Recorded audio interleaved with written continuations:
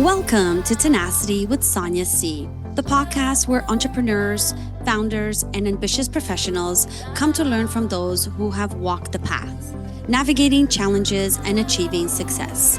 Whether it's thriving in business, pivoting, scaling for growth, fundraising, or finding work-life balance, dealing with loneliness, adversity, or overcoming personal struggles. Our guests share the insights and strategies that have empowered them to level up.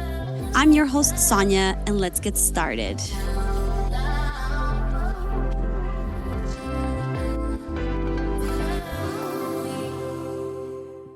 This October, in honor of Breast Cancer Awareness Month, we're shining a light on an often overlooked perspective, male breast cancer. Today's guest is Phil Alderson, a dad, entrepreneur, model, and breast cancer survivor.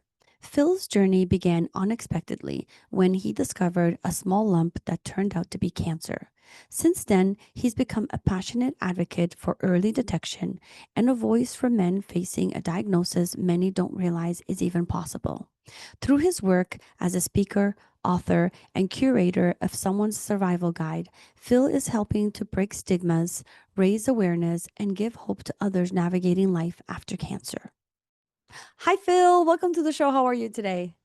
I'm very well. Thank you, Sonia. Thank you so much for inviting me in the first place. And we had a few crosswise initially, but we're here, we're talking, it's so good to see you. Yeah, I'm so excited that you responded to my invite because it's Breast Cancer Awareness Month. I'm sort of doing a mini series as a breast cancer survivor. I think it's important to, go outside of business a little bit and have these conversations because cancer in general doesn't pick, someone who doesn't run a business or a startup founder. It doesn't care. And this is the reason why I brought you on because a lot of people don't know that men get breast cancer too. Yeah. So let's get into it. Your story began with a very unexpected discovery. Can you walk us through the moment you realized something might be wrong and how quickly things moved from there? Things moved really, really quickly. D- I think a funny thing happened. So when I found the Mm-hmm. lump in my chest.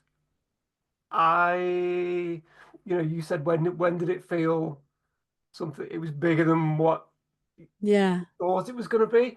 Um, I think your brain instantly goes into. I think I went into survival mode and I went into denial mode. But I was like, right, okay, don't know what that is. Don't Mm, overthink it. I'm an overthinker. I was like, don't overthink it. Just get to the doctors, get to the yeah. GP, and get it looked at. And then my brain stopped. And so I was like, right, that's all I'm going to do. I'm just going to make an appointment tomorrow because that was a Sunday. And I was like, I'm just going to make an appointment the next day. And then Yeah. the next morning, the phone lines open at 8:30 in the morning, and I was in front of the doctor at 9:20 the Monday morning. So less than Yeah. 24 hours after finding the lump, and That's pretty quick. outrageously quick if you think Yeah. about it. And I do give myself a lot of credit for acting Mm-hmm. so quickly because obviously, as we know, and I think the cliches are actually true when it comes to men and health. We can be particularly bad. Yeah. We can be very slow. We can go into denial, which is what I did, but I still took action. I just thought, right, just Yeah. take action, and we'll just deal with whatever that is over there, kind of thing, Yeah. whatever it turns into. And that probably saved my life, but it definitely Yeah. stopped me from having aggressive treatment. Mm-hmm. So obviously it was I got put into the UK 2 week breast screening program, and within 2 weeks, it was less than 2 weeks, they said, yeah, we think you've got breast cancer. And then I was given a surgery date 2 weeks after that, and then 4 weeks after that, I had a mastectomy. 8 weeks, Yeah. I was out the other end. 8 weeks from finding the lump to Yeah. being told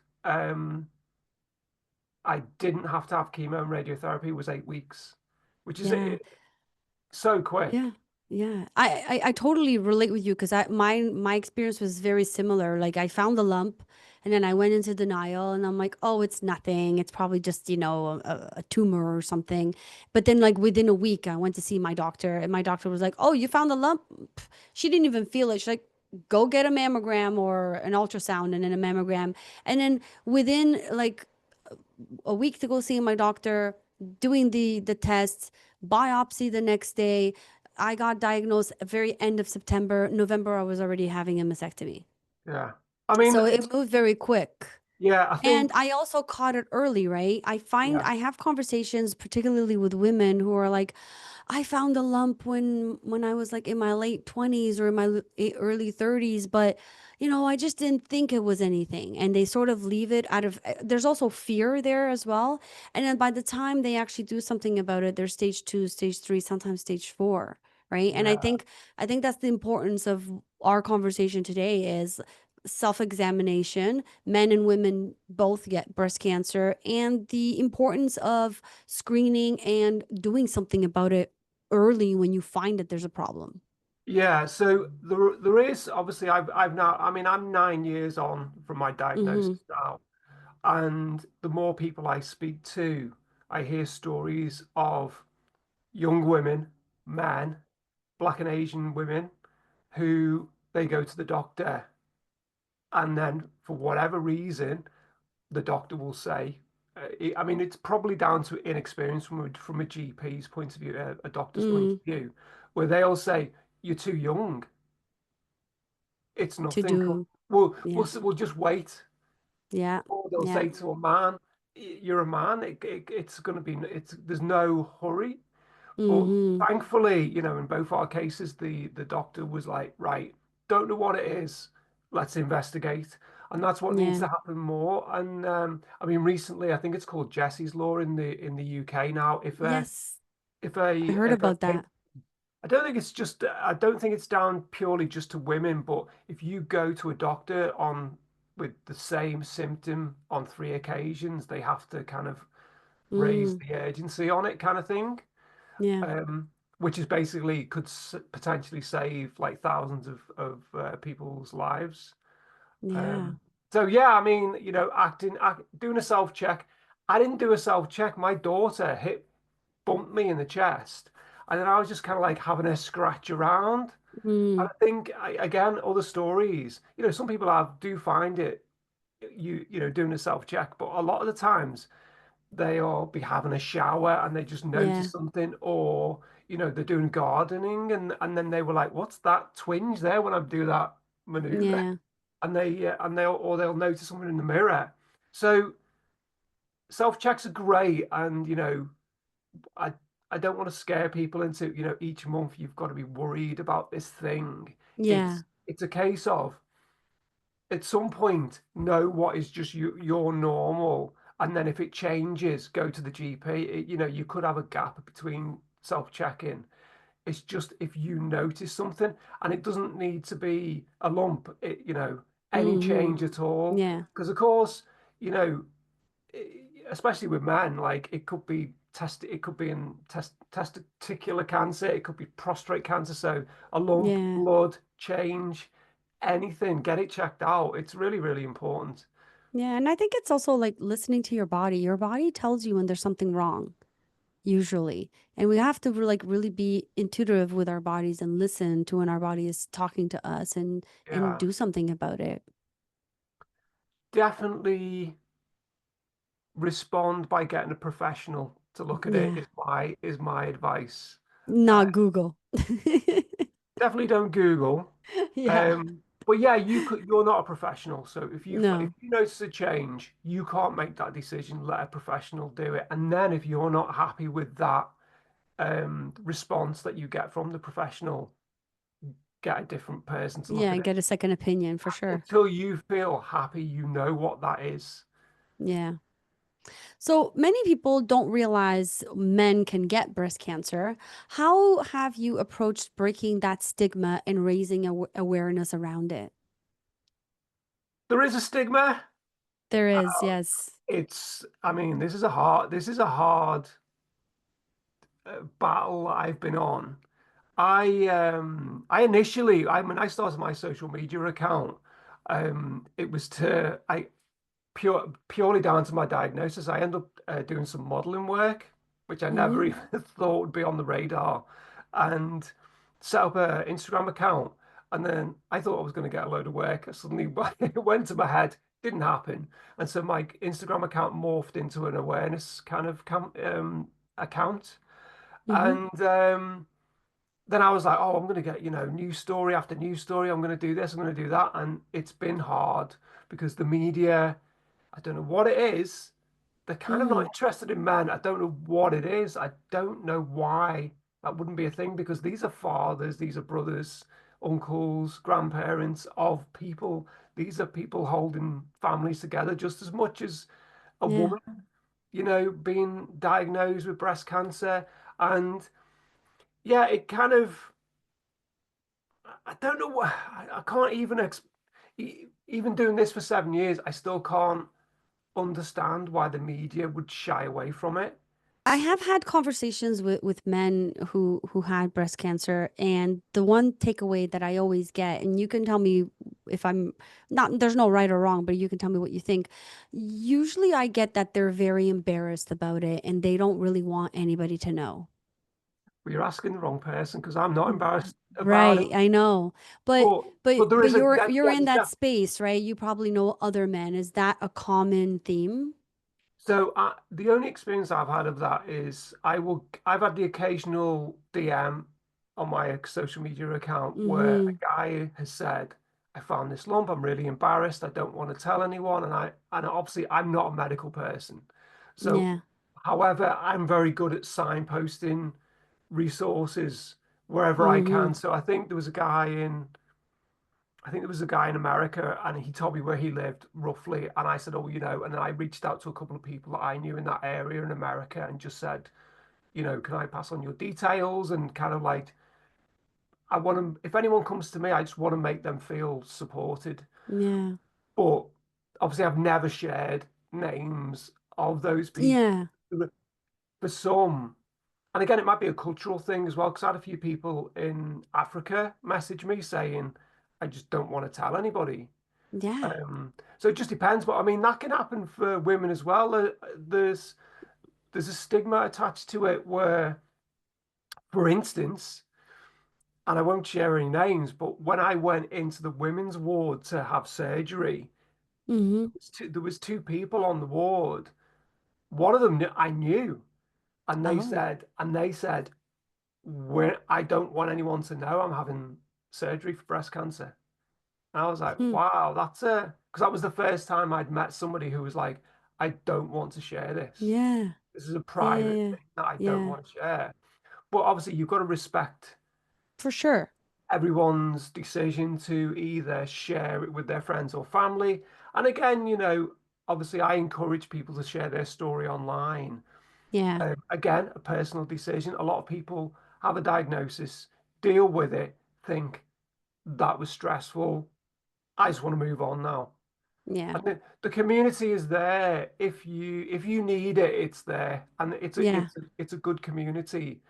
And I feel like I've had like a lot of support from obviously mainly females in the community, and they seem to let me let me do my daft videos and stuff on Mm-hmm. Instagram, and they they like and follow me. So it's a good community, and I think it's one where they really help newly diagnosed people. So you can definitely reach out to people, or if there's someone Yeah. with the exact cancer that you've had or local to you, you can definitely connect with someone. I think that applies anywhere in the world, I would think. But Yeah. to answer your question, men are definitely there was a guy, I'm trying to think who I spoke to, and they said,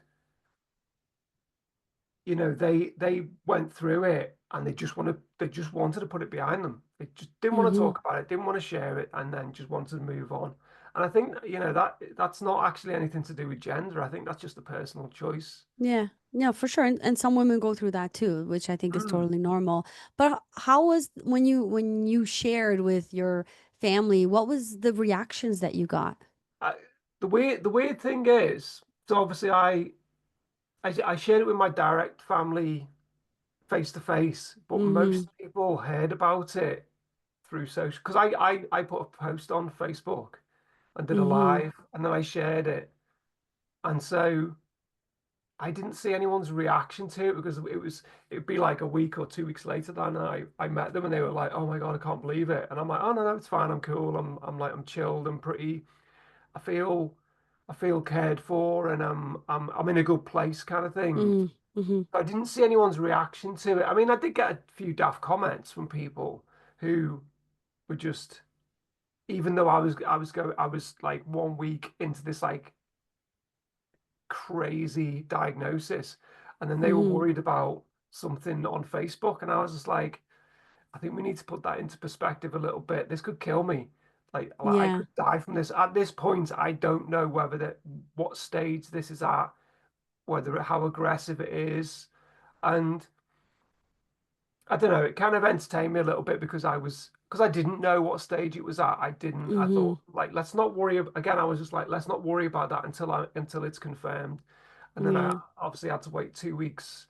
Um, I had to wait 2 weeks after surgery to find out what grade the tumor was, kind of thing. And it looked, thankfully it was just grade 2. Mm-hmm. Did you ever feel isolated during your journey, knowing that most breast cancer campaigns, support groups, and resources are targeted primarily towards women? Yeah, I mean it's isolate. I think it's isolating regardless of who you are. Um, but I think from my I think from a male point of view, initially it's going to be very isolating. I Mm, found it a little bit isolating when you, now whether it's on purpose or whether it's by mistake, I don't know. But people will go get a chance for a TV interview, a radio interview, and they're like, well, 31 women in the UK die from this each day, and I'm like, there's men dying from this. mm, It's not as many as the women, but there's men dying from this.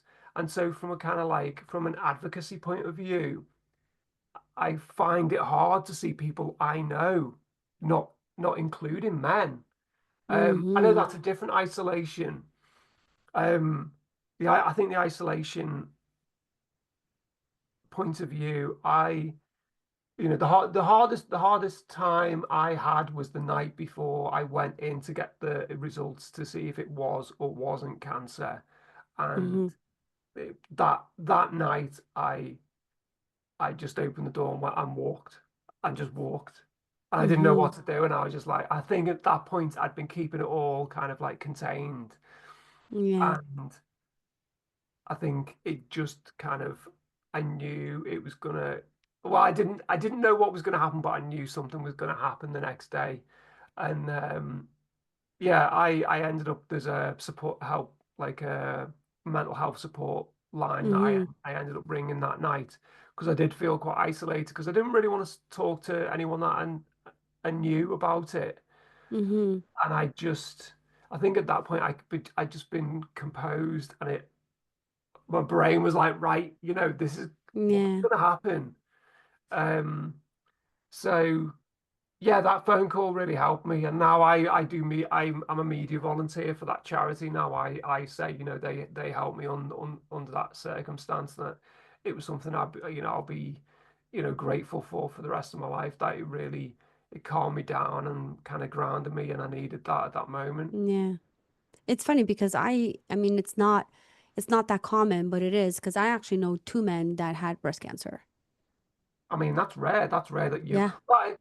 Whenever I look at, I mean, I don't know. I'm not sure what the figures are in Canada. I mean, I don't know whether it's combined with the US. So I just add a zero onto any of the UK numbers, and it generally is about No, the. Canada would be, it wouldn't include the US. It would just be Canadian numbers. So what are the rates in Canada? Do you know For women, for women and men? What I compared don't know to? for men, but for women is 1 in 7.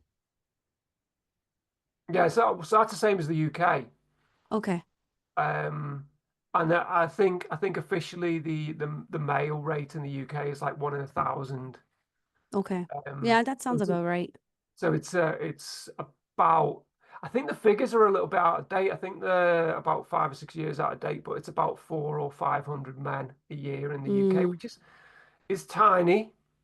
It's yeah. 1% of the total figure.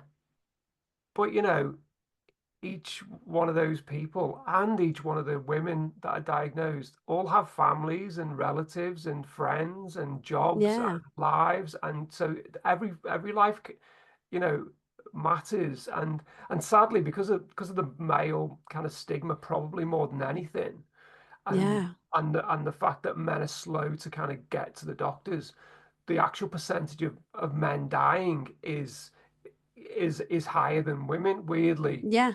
I'm It's a not surprised. it's a smaller quantity, but the actual Yeah. percentage is higher. Well, So also, I think what to add to your point, like women, we are really good at building communities.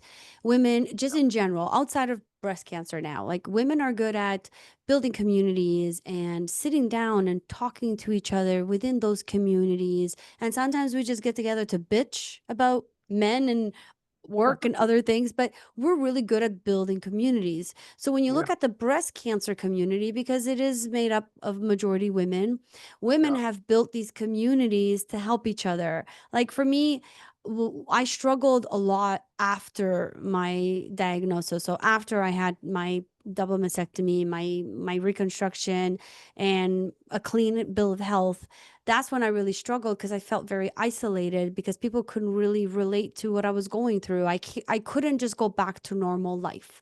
And I no, was struggling with that mentally. But here's the thing with women in community. I found a community of women who were going through the same thing.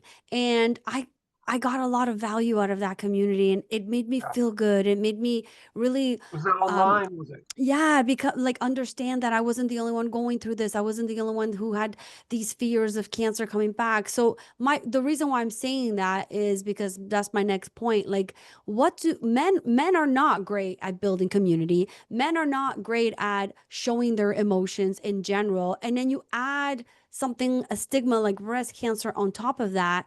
How do you just go about that alone if you don't have like a male community to help you the same way that women do? Yeah, you can go to a women's community, but it's not the same thing, right? No, and I think I was okay in the women's community as a kind of like, I'm cured, kind of, I'm moving on. Yeah. Now I want to kind of like give back. That works for me. So in the UK, I mean, thankfully I was given like a specialist cancer nurse from day one. Yeah. And then she kind of like directed me to the relevant kind of like support networks in this country. And I don't know whether there's anything in Canada, but Breast Cancer Now, which are pretty well known charity, they have Mhm. a telephone helpline where you get matched up with someone in a similar situation or demographic, or Okay. region or age, or so basically there's something in common. So my Macmillan there said, oh, ring these guys up, they'll match you with another man Oh, uh, wow. who's further on in his journey and has been trained up for peer support. So I was like, Mhm. right, okay, rang them up, and then they were like, we're struggling to find a man that is young. Like we just can't, Wow. we can't match you with anyone, a young male. So I was 44 at the time, and they matched me Mhm. with a guy who was in his like late 60s, and he was lovely. And so we had like regular phone calls, kind of as and when, or as it was just before I was having my surgery, and then afterwards we Mhm. kind of like had a weekly phone call, and he Yeah. checked in with me, and that was helpful. And he said, oh, the best thing from his point of view was to have a goal in the future to be kind of like working for. So when he was diagnosed, he said he wanted to be a volunteer in the Olympics. So he Yeah. had a date in the future. And it always sticks in my mind. No, weirdly, I don't think I actually went, right, I've got a goal. Because mine was over so quickly. It kind of Yeah. started and ended it was just a whirlwind. But yeah, amazing from NHS point of view in the UK, brilliant. But Yeah. from a mental point of view, from my point of view, at the end of the 8 weeks, I was like, wow, what just happened then? What kind of, Mm-hmm. and then, like you say, you can't go back to how you were. Yeah. And that's where I kind of struggled because I was like, well, there's a few elements in my life I'm not completely happy with, and now I probably need to deal with them. Yeah. Yeah. So yeah, it was. I don't know. Maybe it's the UK and Canada are different. I don't know when you get diagnosed because is it private healthcare in Canada? No. No, It's it's like a government national. based. Yeah, it's No, I national. mean I don't know. Do you get instant support? Are you put in touch with all support helplines? Is Yeah. it built into the Yeah. the, Yeah. s- the So system? yeah, for me, I automatically got admitted to the breast cancer clinic. And there they gave me all the resources that I needed. They basically gave me a binder with all Yeah, these different charities and things that I could look to for help. And I did start therapy as well, yeah, just to help me with the mental state of going through that for sure. yeah. I Yeah. think I just was quite aware that the system is geared up for women, and I totally understand that. And they were like, Yeah. we're gonna do, we will fix this, but right now we're struggling to find a guy." And then I Yeah. went to a walk-in cancer center, which is on the hospital grounds where I was treated. They were great, and they just have general counselors who you can just go in and speak to. Just turn up, Yeah. get a cup of tea, English, of course, a cup of tea and a piece of cake, and just have a bit of a cry and just kind of like get it off your chest, which was really helpful. But even their male cancer group, because I was like, I do feel like I want to talk about this with a Yeah. group of survivors. And then she came back and said, "Oh, it's not, you're so sensitive. This is not going to help you. This group is about chemo and radiotherapy. It's not about survivorship." So Yeah. she was like, we found a group across the river, which is a skin cancer group, which you've got kind of like Mm. more in common with, i.e., you found it, diagnosed, operation, and then move on. Yeah. And so I sat with that for a while. I was like, I don't think that's going to be suitable. So there Yeah. is a bit of a, because there's not many men requiring it, there's a Yeah. bit of a gap. Yeah, for sure. It's under But supported. but you know what? Like, okay, so my technology brain is on right now. Go But ahead, there's go an on. opportunity, right? Now with technology, like you're saying, maybe in the UK there aren't that many men. Canada, I don't even know the statistics for men with breast cancer, but the fact is there are men getting breast cancer. So there's an opportunity for technology to come along and connect men worldwide to be able to build community and talk about the subject and not feel so alone. Well, I've thought about this and I've thought about my effectiveness Mhm. in the last 7 years. And our conversation before you started recording about breaking outside of the community and raising awareness. Yeah. I'm like, why? Because the other thing is, and it all links together. Obviously, I started like really pushing my online kind of presence in like 2020, the beginning of lockdown, and I thought there would be sadly, another wave of survivors coming up behind me who would then Mhm. I would hand the baton over and I could retire from it and they would carry on. There isn't any. Yeah. Now, either that's a good thing, i.e., no young men are being diagnosed, or as as probable, it's mainly older men. They're Yeah. not online. Yeah, that's true. So technology, because there's still this with I mean, I remember speaking to somebody and they were like, "What's all this QR stuff?" And I was like, "Very easy. Camera, click the you've Yeah. got a camera, you know how to use that. Press the yellow link." Yeah. Oh no. And I was just like, but that's so simple. It's so Yeah. simple and so common now. And that, sadly, I mean, it's not right or wrong, but us as people that understand technology, we can try our hardest to convert people, but there's some people that are just not wanting to get Yeah. online, are worried about sharing online, worried about just being online generally. Mm-hmm. And we will never convert those people. So it will be Yeah. a generational thing. So, since you've stepped into new roles as a speaker, model, and author, how has your cancer journey influenced the way you approach life and opportunities today?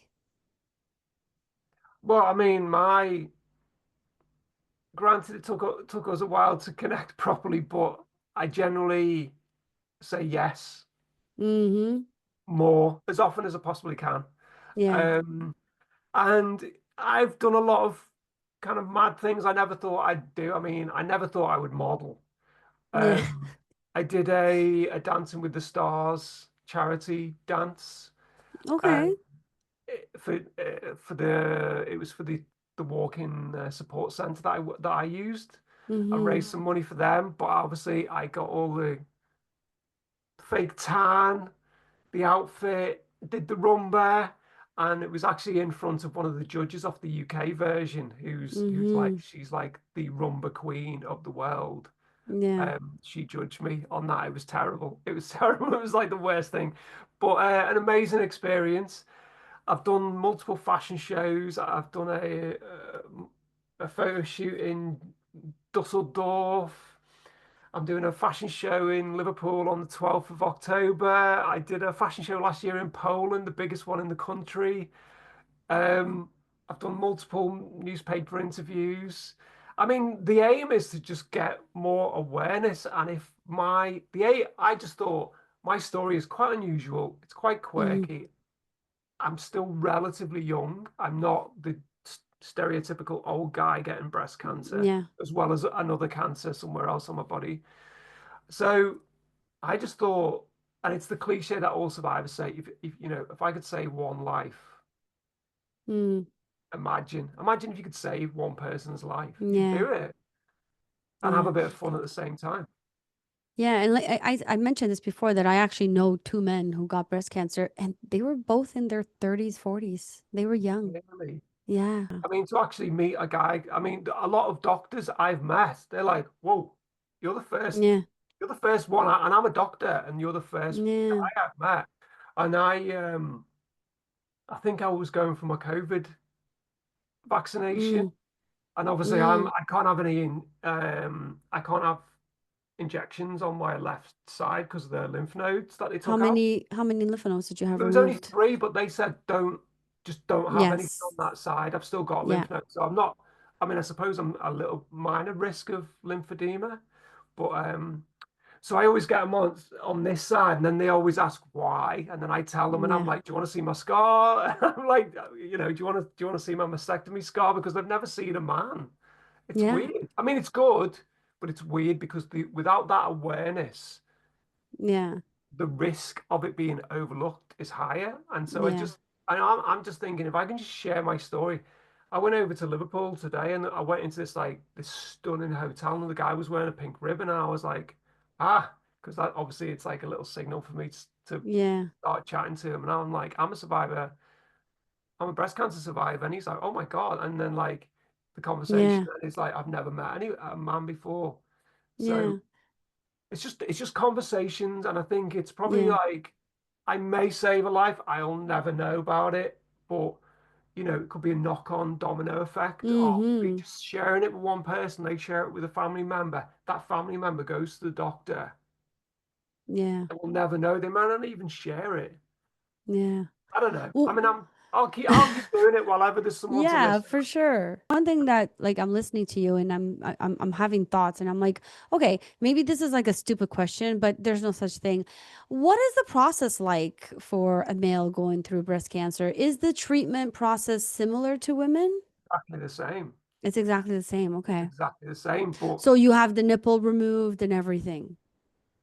yeah, yeah. So it's gone. So basically, I've got this is my that's Okay. my representation of what I've got now, nipple scar. Okay. Um, so yeah, the only difference is obviously the amount of tissue that they remove is a lot less. I mean, the scar's tiny. The guy did an amazing job because obviously they went Mm. the armpit through the scar on my chest. A lot of men will have and a lot of women will have a scar from the center of the chest bone all the way into the armpit, and it looks quite untidy. It's not the Yeah, prettiest. I have 6 scars. Yeah, it's Yeah. not. Everyone that sees my scar is like, "Oh my God, that's Yours is really small." tiny. Yeah. Yeah. I was just curious if the process was exactly the same. And so, what was your type of breast cancer that you had? Do you know? Yeah, so or I was. I actually don't know whether I'm still estrogen receptor positive. Okay. So that's, Estrogen positive? yeah, yeah. Yeah. Mine Which was is the most, estrogen positive as well. that's obviously that's the most common cancer that is So, about. did you have to go on tamoxifen? Yeah, so I was on Oh, you did tamoxifen for tamoxifen yeah, too. for 5 years. Yeah. Okay. See, that's interesting. I assumed that men wouldn't have to go through tamoxifen. No, because I mean, it's essentially a hormone imbalance, Yeah. identical. I mean, I'm Did you not, have to do 5 years of tamoxifen? so they just put it, they gave it to me without an end date. I Okay. think they hinted 10 years. Yeah, it's usually between 5 to 10. A couple of weeks ago, I found like a lump, like where I had breast cancer on my left side, and I found like a huge lump right underneath my armpit. And I kept feeling it, and I'm like, yo, this is a lump. So I waited for nothing. But like I went to the doctor and I'm like, okay. I'm like literally I looked at him, I'm like, okay, don't think I'm crazy. I actually think this is scar tissue, but I don't want to take the chance. So I had an ultrasound done and they did a couple tests and he was like, yeah, it is scar tissue, but it is a big lump. I had 4 surgeries, right? So Yeah. but I like just finding that automatically put me in like a different state of mind. Now all I thought about at that point was breast cancer. I mean, the thing is, everyone's like, no, you're normal. Once you've had surgery, you've got to learn your new normal because it's Yeah. a few years back, and I met two people that were primary survivors, and then they obviously developed a secondary, and one of them was in the scar tissue. So Mm, it, yeah. it, It it is happens. it is a real Yeah. thing that you need to check. So be Yeah, and aware. I know someone who had breast cancer and she was breast cancer free for 8 years and then it came back in her spine. Looking ahead, what are your hopes for how society views male breast cancer and survivorship in the next 5 to 10 years? I think I think I would just like to see a little bit more inclusivity, Mm-hmm. and um, I'm not unrealistic in thinking that, pink will be removed. I can Mm-hmm. live with pink, it's fine. It doesn't go with my skin tone, but pink is fine. Mm-hmm. Um, but I don't think anything is gonna massively in the system that is already set up to cater for the 99% of women that get diagnosed. Mm-hmm. That's never going to change. However, I just think, you know, let's not make people feel more isolated than they already Mm. feel Yeah. down to language. And you know I think we just need to, it's very simple, just say people, because Yeah. it affects, like you said, it'll affect absolutely anyone. It does not discriminate any Yeah. gender, any age, any income background, and celebrity, non-celebrity, Mm-hmm. anyone can get it. So I think if we can just have more conversations about everyone just being more open, then Yeah. it will just be, it'll just be better for everybody. And I think part of it starts with like what we're doing right now. It's not just about women who survived in survivorship. There's so much more to breast cancer. So there's male breast cancer. I have another guest coming on who is a father who lost his daughter at 34, started a charity for her legacy, and walks us through what that was like for as a parent dealing with a child with breast cancer. So I wanted to bring in like all different perspectives to Yeah. this disease because again like we keep saying on this interview like it doesn't discriminate, right? Everyone can get affected by it, and you don't always have to physically have breast cancer to be affected by breast cancer. If a No. family member has it, you're part of that community now. But obviously, I want to say thank you for including men, for inviting me, because obviously a lot of podcasts overlook men, a lot of campaigns overlook men, and sometimes because I've experienced it, Yeah. People right to your face will go, "Oh, and we want to thank all the women." Yeah. And I was in the room, and I'm like, "Wow, this is crazy," but I can't be too sensitive about that. Otherwise, Yeah. I'd be upset a lot of the time. So Yeah. I am always grateful when someone does want to include men, but I'm very clear to say, it's tiny in Yeah. comparison to the amount of women that are affected by this. Yeah. The group of men, every life is important, but it is such a small thing. And so, to all the men that are watching this, don't overly worry. Just be more aware for yourself and for Yeah. your partner, for your daughters, and just maybe be aware of your family risk genetically. Yeah. Because that was the question I was going to ask you. So, why did you have a double mastectomy? Have you got the BRCA gene? No, I do not. I have no history of breast cancer in my family, but unfortunately, I know a few women who had breast cancer, and I don't know why, but all of these women chose to do a lumpectomy, Mm. and breast cancer came back on all of them. So when I got diagnosed, I it was never a question for me. I chose to do the double. I went to my doctor and I'm like, double mastectomy. She's like, whoa, whoa, whoa, whoa, hold on a minute. And I'm like, these things are trying to kill me. Get them out of my body. I don't want them here. That was all I had in my brain. So lumpectomy was never an option. I just watched too many people die from having lumpectomy. So I don't trust that process Yeah. personally. I I'm not think, a medical person, but that's just my own personal opinion of it. yeah. Well, I think if you feel more comfortable, I think that was the best decision for you. Yeah. Well, Phil, thank you so much for being open to this conversation. I know it's not easy, but I was really looking forward to it. I'm glad you were open to it as well. And thank you for your time today. Yeah, no, not at all. Thanks for inviting me. Phil, thank you for sharing your powerful story and shining a light on an important but often overlooked issue. Your message about listening to our bodies, acting quickly, and removing stigma is one we can all take to heart. To our listeners, if you notice a change in your body, no matter how small, don't ignore it. Early detection truly saves lives, just as it did for me and Phil. And that's a wrap. To our listeners, thank you for joining me on this journey of learning, growth, and inspiration. Don't forget to subscribe to this podcast on your favorite platform and connect with our community on social media. I'd love to hear your feedback, so leave a review and let me know what topics you'd want to explore in future episodes. Remember, the future belongs to those who embrace challenges, adapt with tenacity, and keep pushing forward. Keep growing, keep pivoting, and most importantly, stay tenacious in your pursuits. Thank you for tuning in, and I look forward to bringing you more insightful conversations in our upcoming episodes. This is Sonia signing off, but as always, keep chasing your dreams with tenacity.